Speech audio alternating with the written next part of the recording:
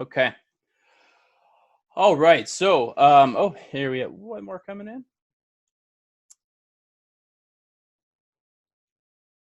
Very cool. I'll kind of keep letting them in as they come. So, ladies and gentlemen, really do appreciate you coming out here to the Zoom chat on behalf of ICEC, Illinois Council for Exceptional Children. And, the primary basis of this is that, kind of collaborating with some of the ICEC board members and such, that I think that, the unprecedented times that we got put into, by COVID-19, it really didn't allow us to employ our high leverage practices. And so there's just been kind of, you know, as any teacher right before the COVID break, we didn't know when we're coming back. And so what do we do for our kids, and how are we going to supply them, and how are we going to keep things high leverage? And so that is really the intent of coming together today, as professionals in ICEC. So there's just a few things that I do want to, plug real fast here is that, thank you to our president, Sherry Huber, for allowing, for promoting this to happen, because, at CEC, we've been able to get a lot of members into, CEC because of the free membership. And so we want to allow you to come back in and keep you in here and show you these awesome resources that we have, which I can't wait to talk about. So our objective today is, as professionals in the community of special education, whether we're a teacher, we're a paraprofessional, we're a parent, we have this opportunity now to collaborate on what are our best practices that have worked. What is something that we want to try and what has not worked. So that's going to be the main focus around here. And we're going to be here for about 30, 45 minutes. That's what I intend to keep it to. Originally we did have some panel members. I do have, some that did back out, but I got Miss Candy Hrabowski from, she's an early childhood special education teacher, and I can't wait to hear from you in a bit. So let's go ahead and let's dive into it. So we have a chat room that's right down here. And I'm going to kind of give us this prompt right now of, so what has worked for you guys? What has worked for you during e-learning? And the big preventative measure here is that we have a lot of parents that are going and getting, some advocates, and that they're really trying to dive deep into FAPE and IDEA to try to find and how we can provide our kids the services that they've been missing out on, the compensatory, I can't say it. You guys know what I'm saying. Compensatory services, and that's just from missing your speech. You're missing your vision minutes and all that stuff. And so parents are really worried about how are we going to make these minutes up. And the problem is, I think that the instruction that we're providing now is just not high leverage for those that are coming in. So, I'm going to kind of go ahead and start to turn this to some other folks on here. So the first question is, and I want you into the chat when you're ready, just to say, I have a response. And so our first really initial question is what's been working for you guys right now on e-learning? I'm going to, kind of wait for someone to kind of type something in down there. And I'm going to tell you kind of what's really been working for us. Candy. So Candy, I would love for you to go ahead and kick this off here. Candy, right when you start talking here, can you go ahead and give everybody a little bit of a background as to where you teach, how many years you have, and go ahead and answer that prompt there. So Candy, I am going to find your name and unmute you. There you are. Okay. All right, Candy, you're all unmuted here. Hi, I'm Candy Hrabowski. I teach in Pekin, Illinois, which most people probably never heard of. It's on the other side of the river from Peoria. Special needs school, pre-K through 21, and I teach early childhood, so 3 to 6 year olds. But all of my kids developmentally are about 6 months to maybe 3 years tops. And this is only my 3rd year, but probably before that I taught resource. So I've actually been teaching for, what's it been, 12 years now. This year, my biggest thing has just been making sure, letting the parents know that I'm there for them. So probably about half the time I'm on my video calls with them. I do one-on-one video calls. And most of the time I am an unlicensed counselor, I guess you'd say, listening to the parents and just reassuring them that everything they're doing is fine. They're like, oh, well, is it okay that I substituted, these blocks for this, or that I'm watching, and I'm like, watch them play and then just jot down some things. If their goals are for sharing, have them share with their brother or sister, have them share with you. Probably the one thing that I did that all of my parents loved and the kids loved, was I videotaped myself doing a mock circle time, and I laid out stuffed animals.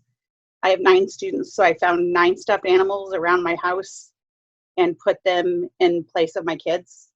And then I used one of the iPads and I did a mock circle time. And during our circle time, we find our names and our pictures. Each child, so each stuffed animal, was associated with one of my kids.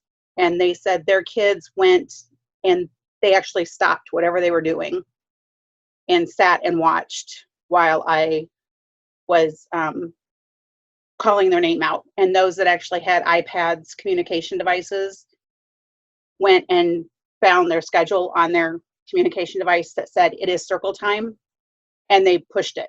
And they said, oh, it is circle time, and then sat down.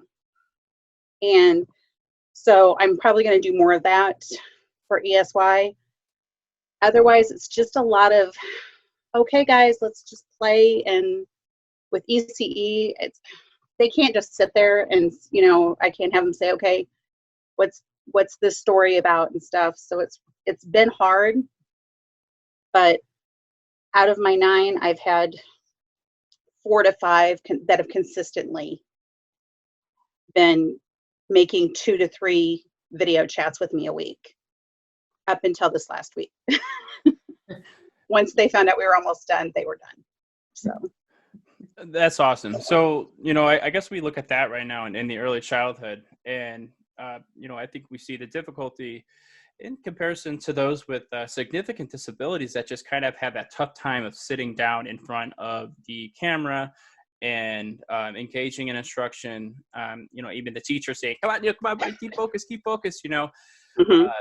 That's not easy to do. And so when you have come across that problem there, Candy, of when you're trying to keep engagement of a kid, have you found any strategies that have worked for you in that sense of keeping engagement? A few of my kids I've managed to do that. I just talk to their parents and I set it up ahead of time with their parents that we use whatever is their favorite item at the time. And I've even said, you know what, we can do our video chat during breakfast. And because some of their goals are for communication. And so we do that. And it's been hard. And I beat myself up every day, like, oh, why can't I get this? And why can't I do that? Just having my parents continually call, accept the video chat.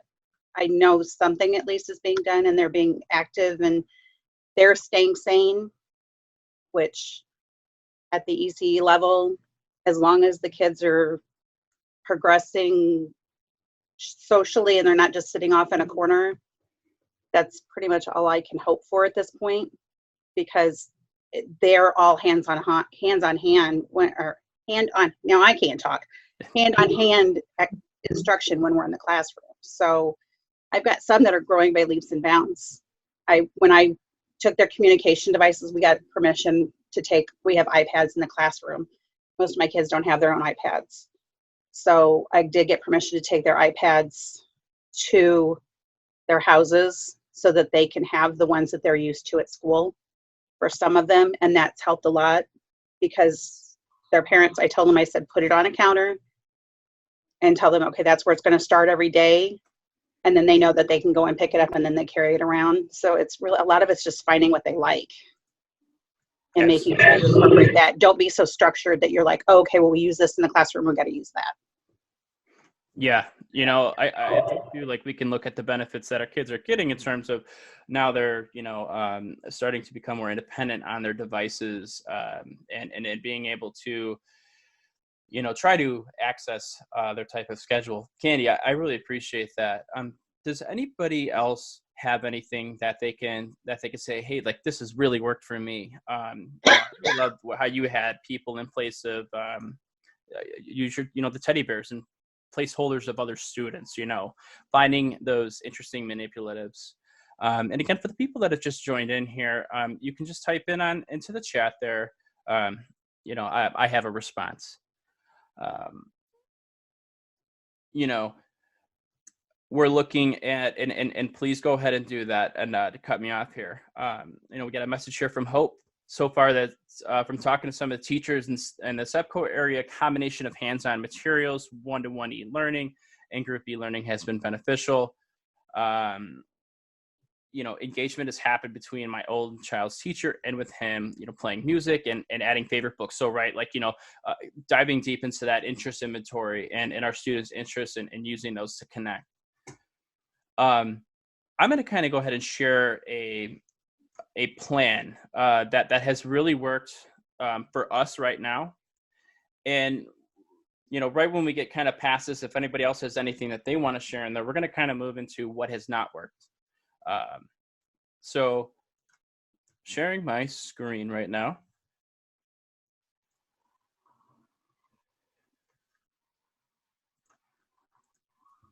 And ladies and gentlemen, here's our beautiful ICEC website that we can go on here and access. Absolutely love it. It is beautiful. So for my students who are mild to moderate, if I can get under this here, we did develop kind of like an individualized plan here. And so my co-teacher and I, we made videos each and every day, taking the students through the lesson plans. You know, we got to think about our readability of our students. Are they able to read? Are they able to follow directions? You know, a lot of our students struggle with those skills. And specifically, I teach in the high school in a functional communication skills class. So our students are mild to severe, ranging from using communications to not. So I'll have a simple YouTube link here, and that'll go ahead and take them through the weather. What's today's date? Because I need the daily reminder of what's today's date. I think that's the most important thing. And that's why people are going crazy during this time, is because what's now, what's next, and what's coming after. So now we're starting to feel how our kids with autism feel. It's like, gosh, we have that anxiety of what is coming next. And so we have really found that incorporating the movement, individualized math activities for each kid. Now, this is only my moderate kids, you know, the ones that are not severe, that really can't access stuff online here. You know, I can't scroll, but just going through all of their classes as if they were in the school. And so they're all differentiated here, using from IXL to physical binders that I sent home with them, because I knew we weren't coming back with coin manipulatives and such. And my co-teacher would do cooking videos, so we would switch up, and then I'd go out, wash my car windows. I was washing the whole house. You know, my wife loved it. And so the kids loved these videos, and I did them every single day of what is a typical job I would do around the house. And so that is with the hope that the parents would go ahead and do that. Now, for our kids who are a little more severe, if I can get under this thing here. Okay. Individualized schedules for them here. You know, it is a lot of front loading work, but I literally was sitting on the phone with mom and saying that you know, this is his routine throughout the day. Now we need to make this, adaptable and functional for your house, because he is not one who's going to be able to get on his Chromebook. So the problem that I'm looking at for here and hoping that we can come together as a community about is to how are we going to go address these students who we just can't reach on teleservices. All these videos here where I'm breaking down all the steps to do things, videos he can choose from with pictures. There's so many. And then my co-teacher with cooking. So that's just the example of something I did that from from someone who doesn't need a completely individualized schedule to someone who really does. I'm going to go ahead back into the screen here to see if anybody is talking to me. Okay. Can we get a copy of this lesson plan? Absolutely. I would love to. Yep. President Huber, it will be on the ICEC website. Okay. Would anybody else like to maybe go ahead and contribute here? So I am not talking the whole time, unless if we all want me to, which I sure is not not the deal.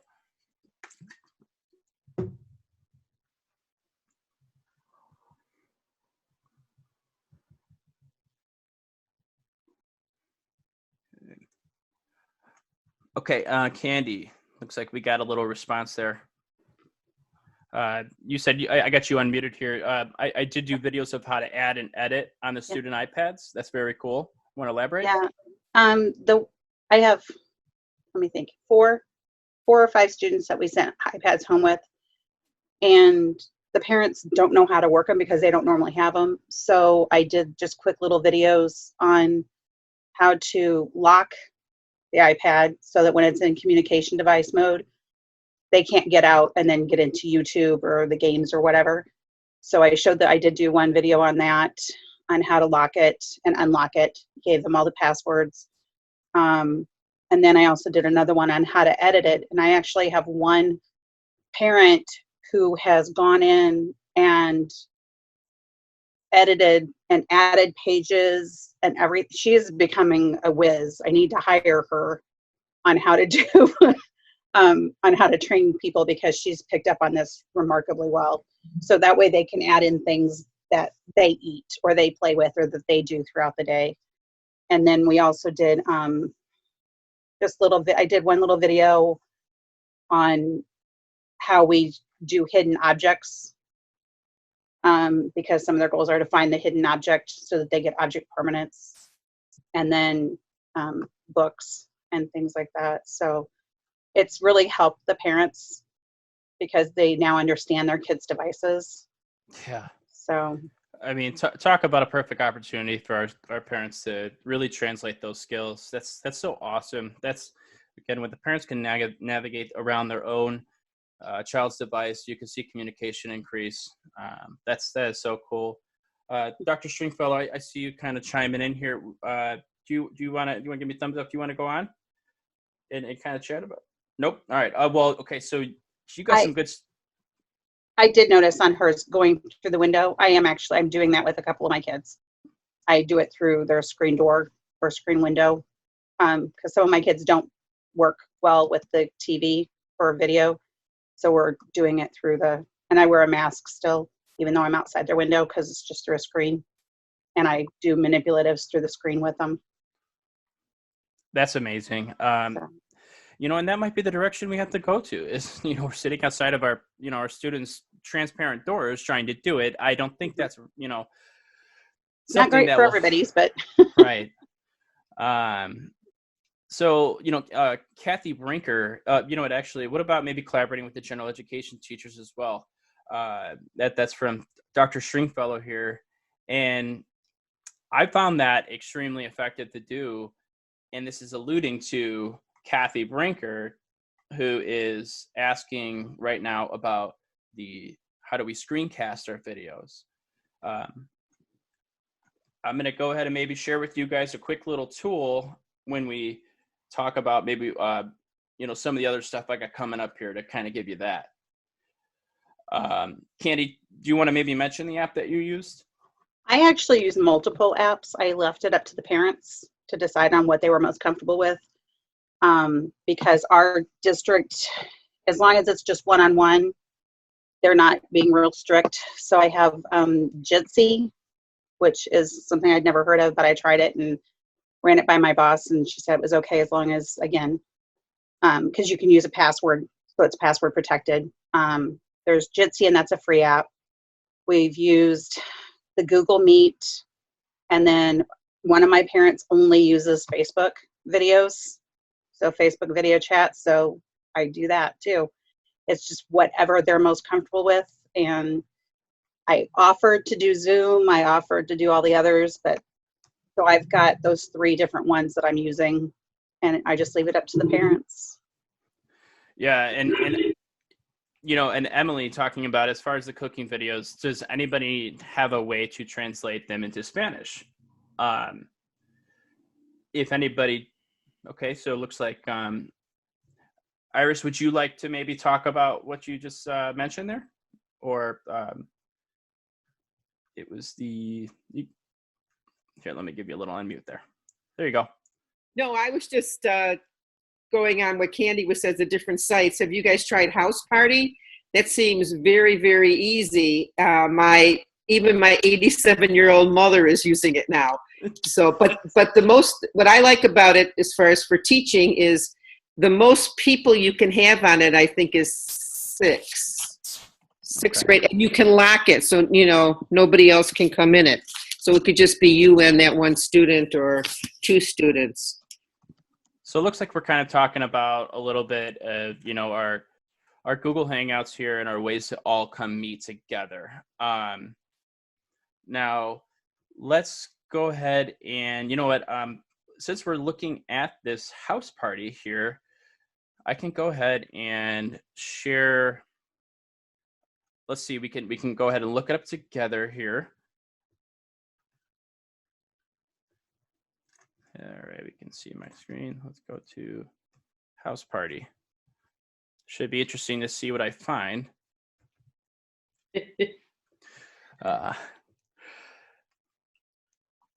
Okay, so it looks like we got a nice little face-to-face social network here. All these resources that we're talking about will be included later on. So it looks like this is just like kind of another way here that you can go ahead and use your phone to talk with multiple people at once.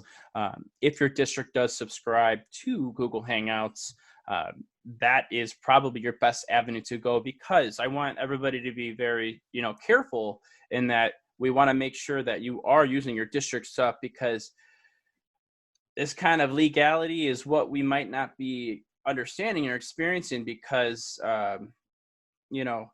just people being able to record us and jump into our meetings and all of that. And it's always nice to have your district on your back to know you went through an approved source. So this looks awesome. I've heard a lot of great things about this. I'm going to come back to my screen here. Okay, so we're looking at okay. So Hope actually asked, are there any districts that are sending home manipulatives to their parents? So does anyone maybe want to go ahead and contribute? How has their district got stuff home? Have you retrieved that from your school, or who has retrieved that, and who drops that off? I need to get back to my gallery view here. If anybody does want to chime in here, they can just say, I do have a. Okay, so Candy, I'm going to go ahead and just jump onto you real fast to see.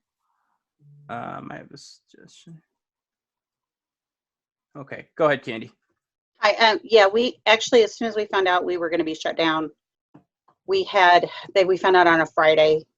They said at first we would be open on Monday, but we ended up not being open. So Friday we all scrambled and had to put together packets, and we sent home manipulatives for every single one of their goals in a tote bag.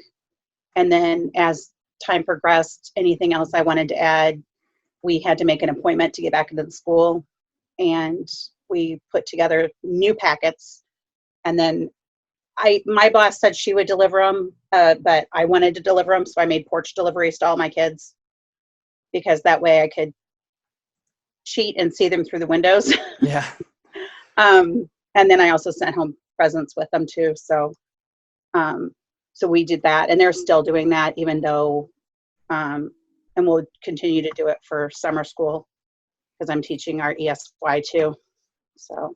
Absolutely. So, I guess again, you gotta, talk to your administrators or whatever they're comfortable with as to these are the materials that I need, and these are where it needs to go, and how can you effectively get them there. I want to kind of draw back to also, I did not address this here for our Spanish question here, Emily. I would say that my best suggestion, and we're gonna follow up even, some better resources, but it's to use Google Translate to give you that monotone over the video, or it just would be using your Spanish translator that's provided to you by your school to hopefully get some sort of audio recording into your video. I know that's a little tough. But I want you guys to walk away with one really cool tool. And so I think that's something I'll try to show you at the end. Looks like we're getting some agreement that Loom is awesome. Kathy does love the way that teachers can be all over the screen with content in the background. Has anyone used Seesaw? If someone maybe wants to talk on about Seesaw, because I've seen that come up a few times.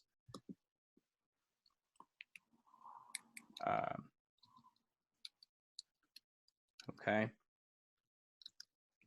Candy uses it. She loves it. It's good for younger kids. Awesome. Very cool.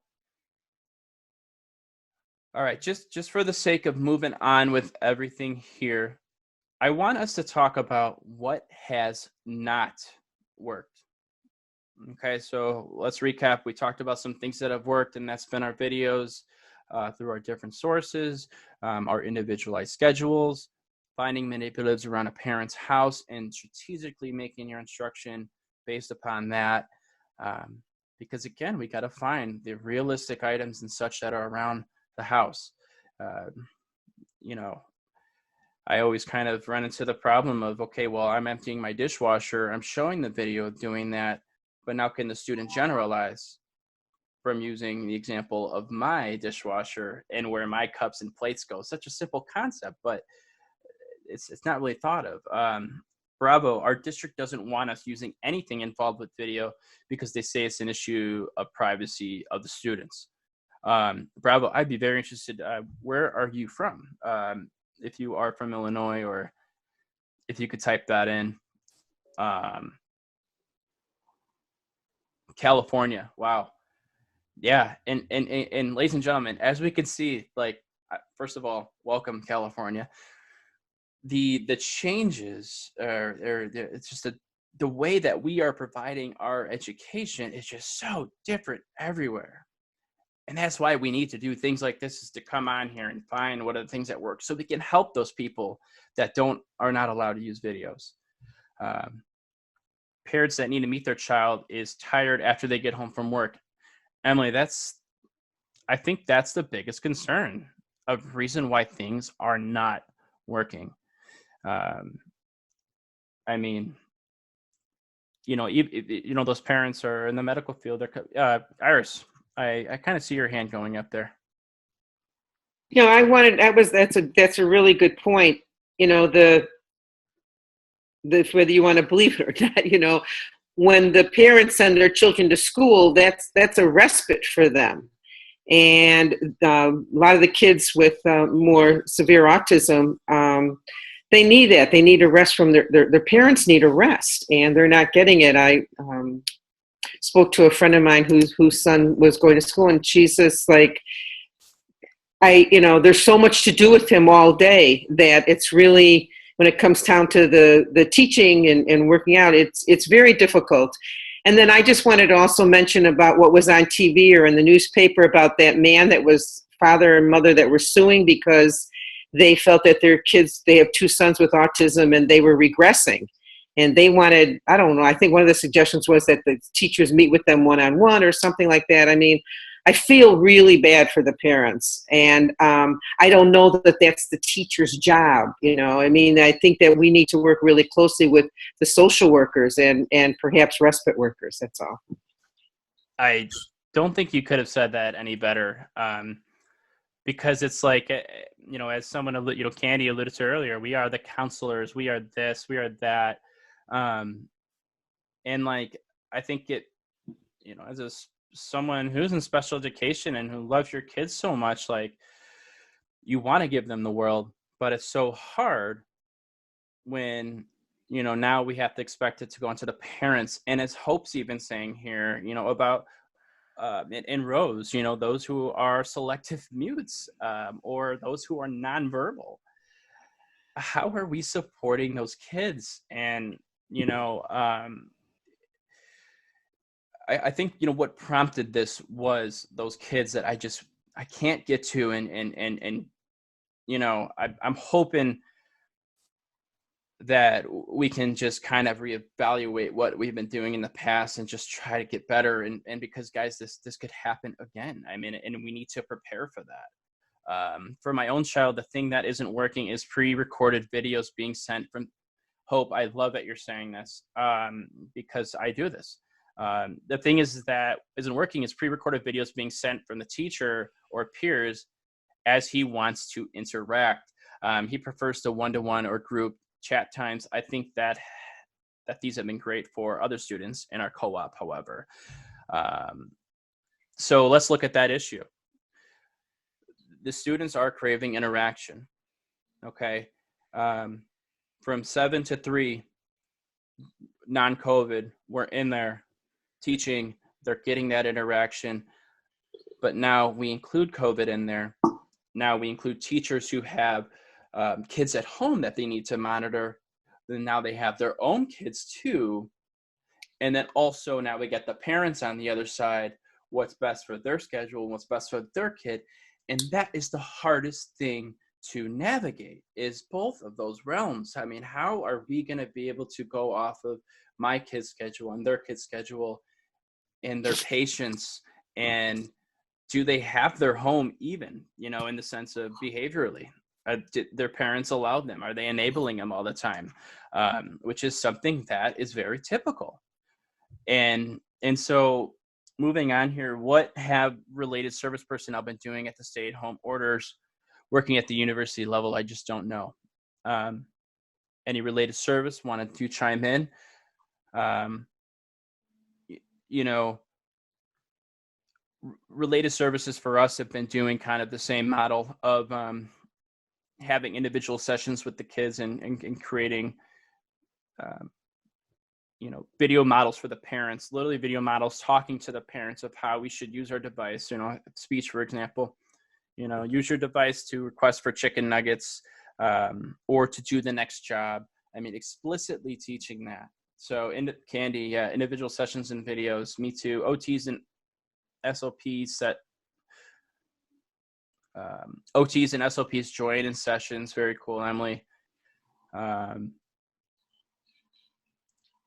Candy expresses that what I have to deal with in my class, I'm just having to do we're scrolling down, a lot of videos, or I'm just doing a lot with various methods, like having times that are one-to-one to help with things. Okay, so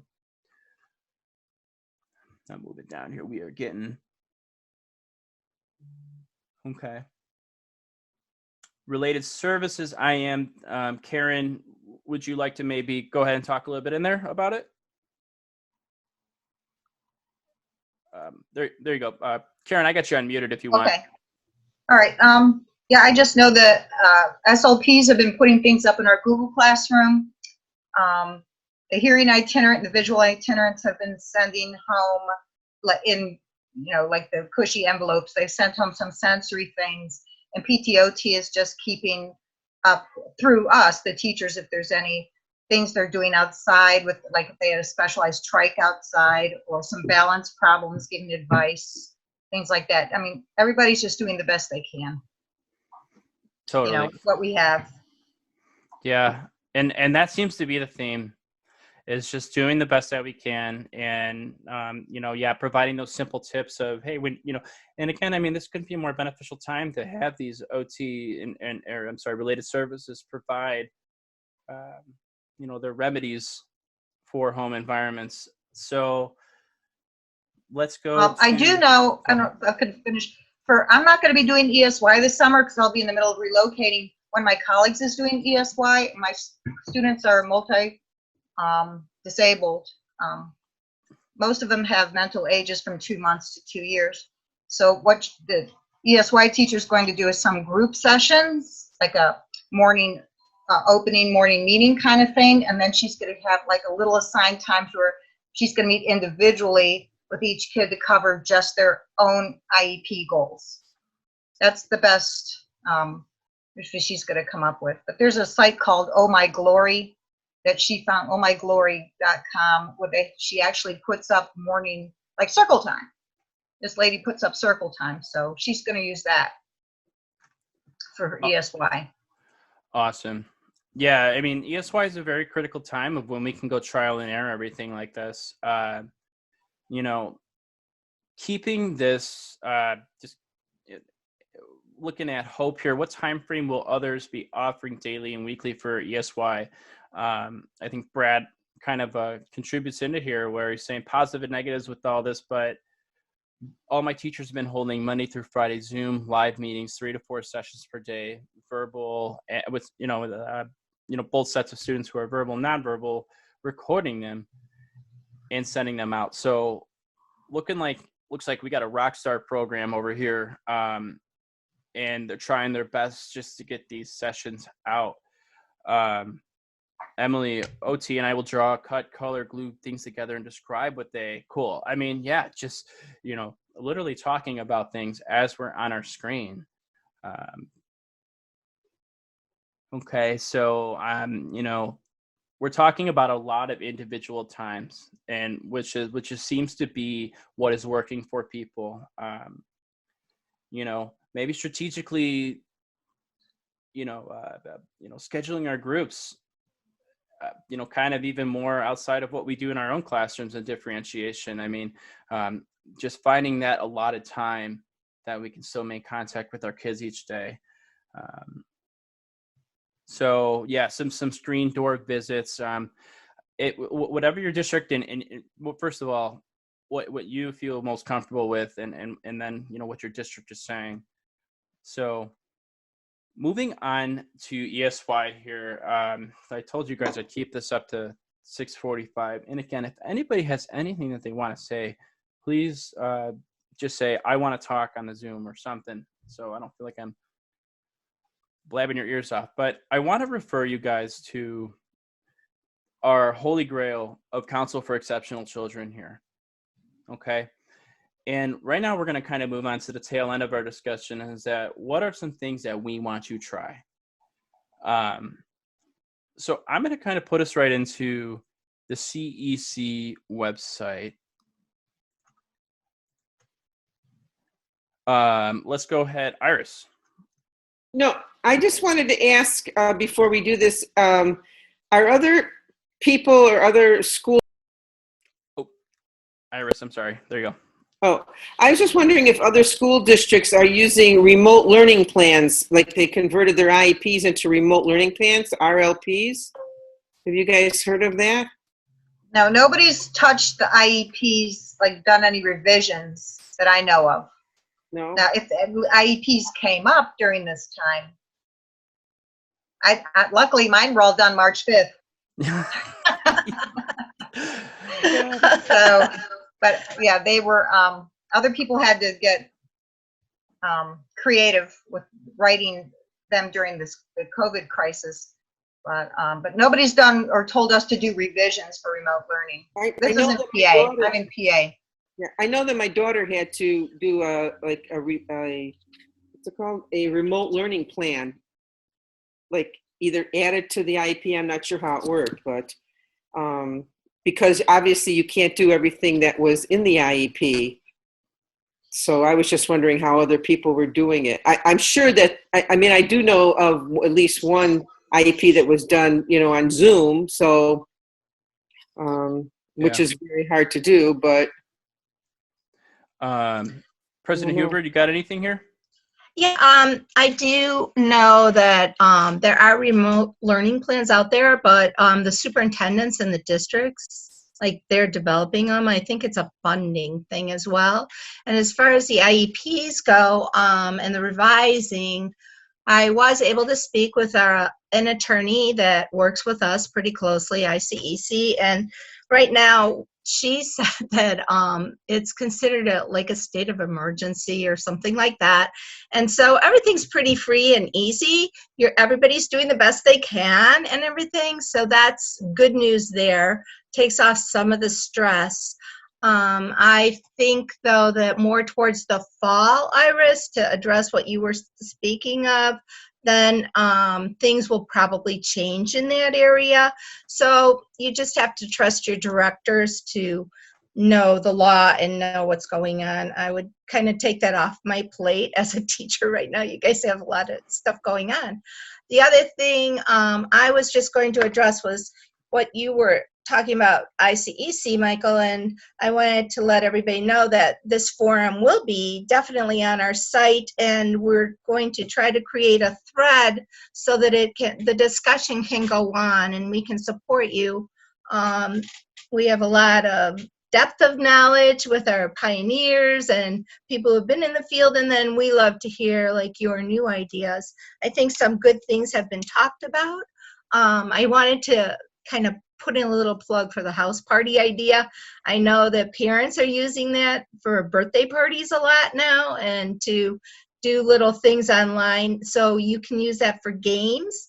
When you were speaking about some of the issues that you're seeing, it's just a thought.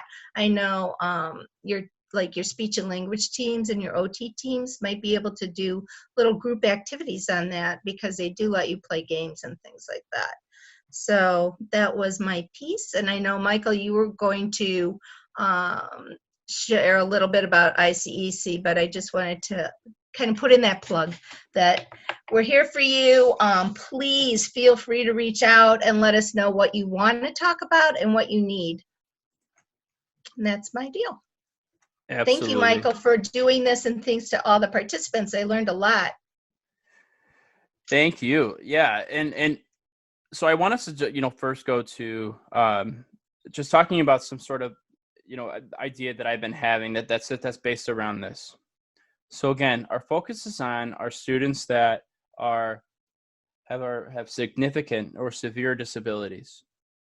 What I think needs to happen, and potentially will hopefully happen, is that when we're able to go back into the into the school, I think that we need to get a proactive approach to develop a functional day for each of our students with significant disabilities that are based upon this functional routine that's identified. And I know some of these people are, when we talk about the remote learning plan and the actual IEP, Iris, kind of going back to what you're saying, some people had to actually write a whole new IEP.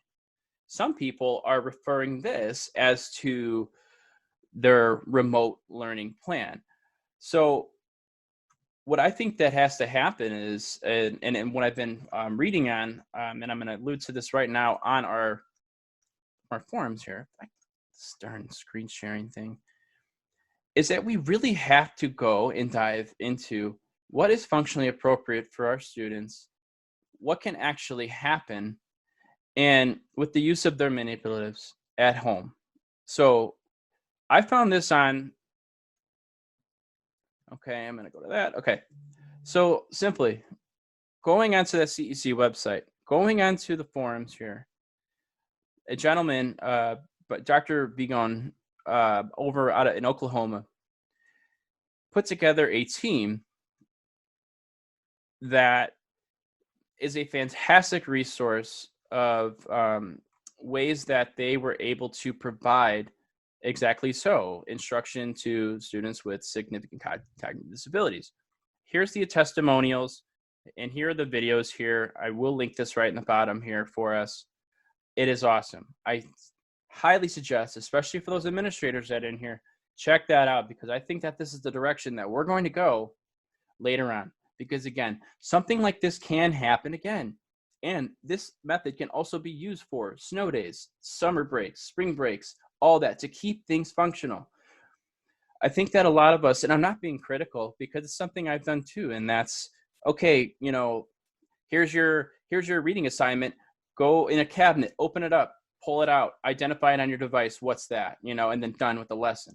You know, that's great because we're teaching them functional items around the house, but how can we go give these parents a functional routine that they can support with their child and move about their daily life and actually get something out of it? So here's some grade bands here: K through 3, 4 through 8, 9 through 12.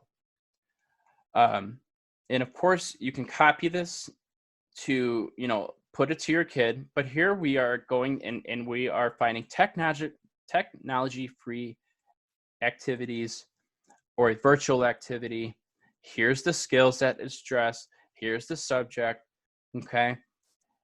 For one, guys, this helps you cover your rear end. And when we're looking in the state, when we're looking in the law and litigation, are we providing faith?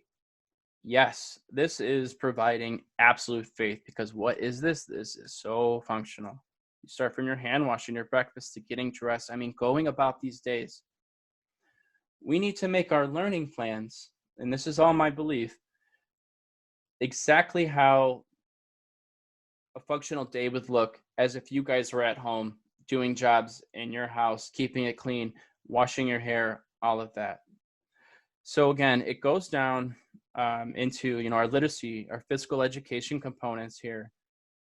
And these can also all be individualized to the videos that you make. But again, you got to know too that our students don't generalize as well. So this is such a great resource that has had a lot of good responses to it. It's evidence-based. And now I want to give you another tool here, a supplement.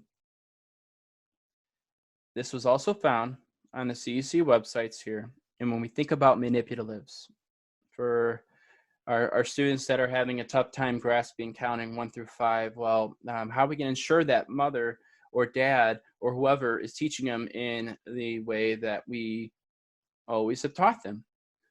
So this can help out for when we are going on to those direct virtual talks. You guys have manipulatives that are all throughout this Padlet here. I just can't even scroll right now, okay?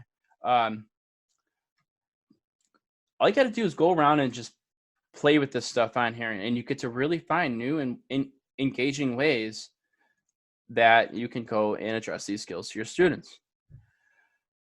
So I think just to kind of wrap up what I'm saying here and get off my little soapbox is that I think that we're going to be going into, and what we should do is going to our parents' houses and training them how to do a functional day with their kid. And how is it going to meet the needs of their household and meet the needs of them? Because that's what's most important right now.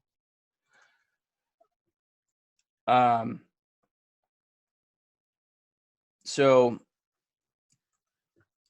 I'm going to go ahead and kind of just, anybody want to jump in or anything like that? What is the name of that site, Iris? I'm going to just put that down there right now.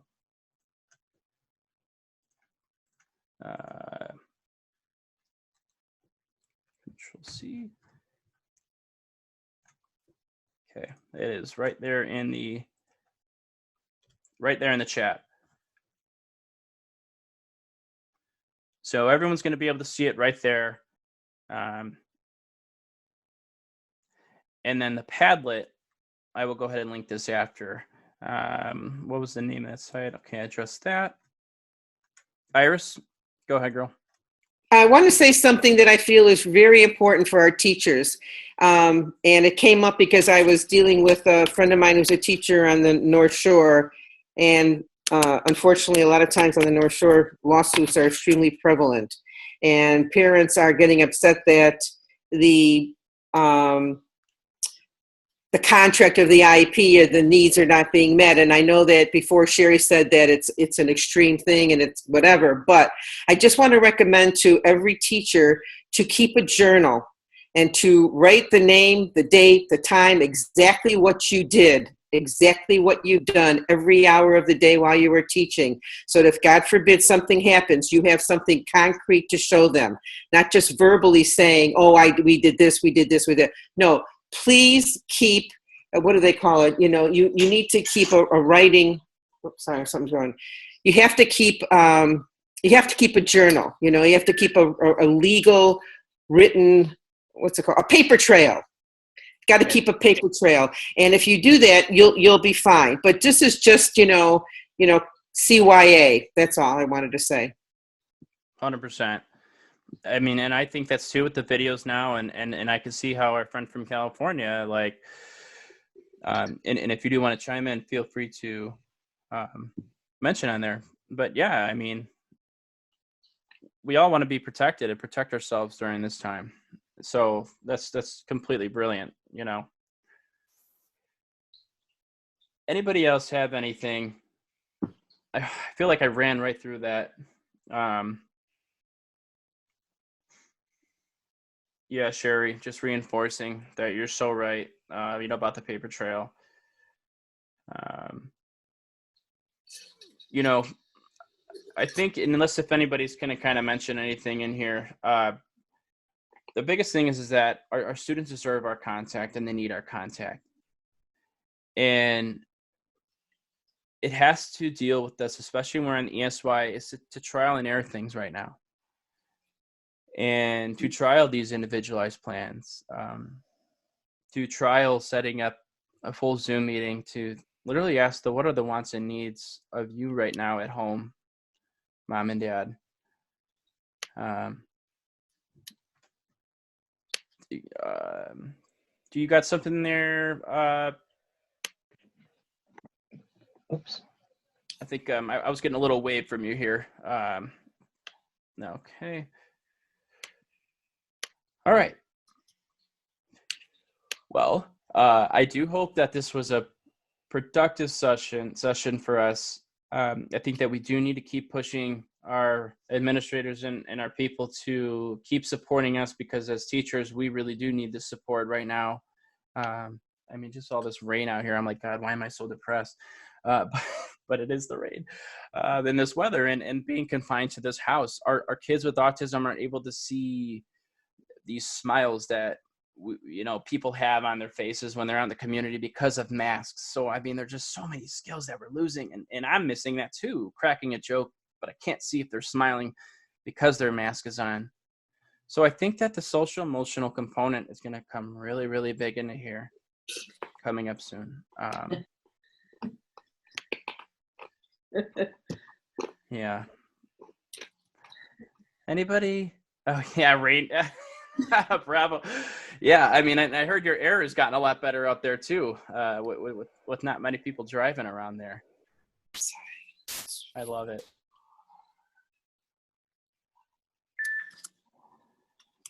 So, okay, Kathy, I think that's a valid question going on right now. And Sherry, just give me the wrap, but e-learning plans for the fall. I think we can all agree that each week we don't know what's going to happen, and we keep doing this, keep looking up to the next person to tell us what's going to happen, and I think that's what's the problem right now too. And that's what I'm hoping to utilize this community of us to take action and move SPED to the forefront of e-learning.